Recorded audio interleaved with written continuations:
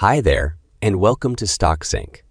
You can update or add quantity to products with the matching column.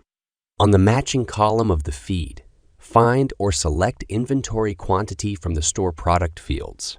Enter the column name or index for mapping. For the inventory quantity field settings, you need to specify the inventory location. By default, the inventory location will be the primary location. By default, StockSync will auto-add product stock to a location even if the product was not stocked in that location. Disable it to not add the product to the location that it was not stocked. Next is the quantity rules to reduce overselling. For example, you can set rules whenever the quantity is less than 5. It will display as 0. The quantity rules support complex conditions for more use cases. On the Product section, you can set the products to have track quantity, which is inventory tracking for products. The low stock level is used for sending notification to you whenever a product has reached the low stock level that you have set.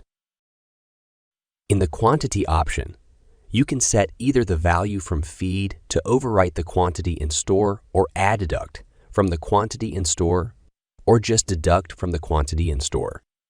The set store quantity to 0 before updating is used to sum up the quantity of duplicate SKUs that is in the feed and overwrite the quantity in store. To enable this, the sum up with the existing quantity option needs to be enabled. Lastly, the deduct quantity from a column within a feed file is used when there are multiple columns with quantity, and it needs to deduct value from another.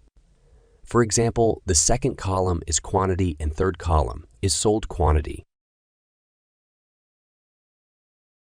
Simply enter the column index as col3 of sold quantity in the field to deduct value and update to store. Once you are ready, click on Next and all changes will be saved.